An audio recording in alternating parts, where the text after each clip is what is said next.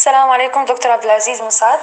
I hope you're doing great. I would like to say thank you so much for accepting discussing the coronavirus topic with us and sharing your knowledge. Before we start, can you please represent yourself? Wa alaikum assalam, Dr. Bochra. Thank you for having me here, and I'm happy that I can be of help. So my name is Abdulaziz Mosaad. I'm graduated from Al-Azhar University Medical School, Cairo.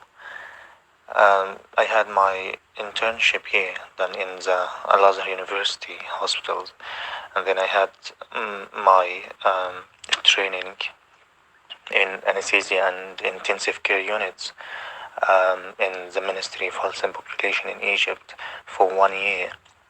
And then I did my lab exams, and I finished my registration with the GMC in the UK.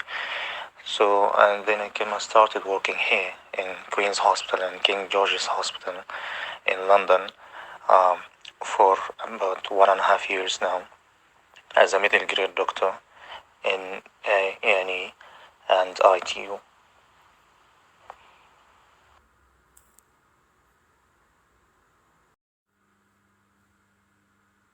Doctor, based on your experience at the emergency department, are there any typical symptoms for the coronavirus or only when it became severe?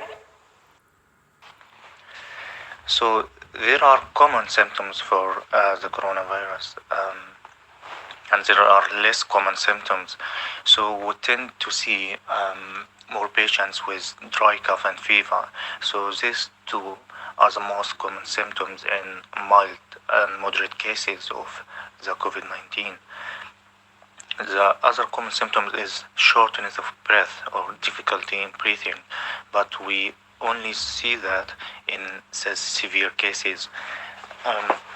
So there are other symptoms, but they are less common, which is malaise, general body ache, and fatigue. So patient feels tired all the time.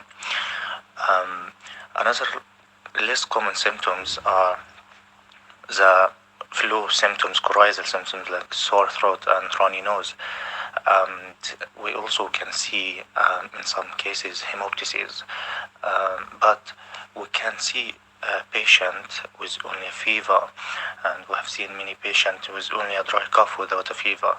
So these are common symptoms, but not found in all patients. So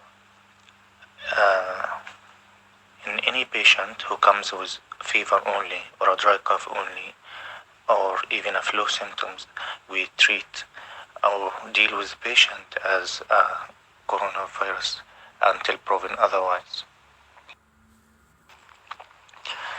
But now we start to see other symptoms that found to be common in the corona patients as well. As you know, this is a new disease, and we discover new symptoms as we go on. So abdominal pain and diarrhea, although it's very uncommon, but we can still see patients with abdominal pain and diarrhea with cough, and they found that to be COVID-19.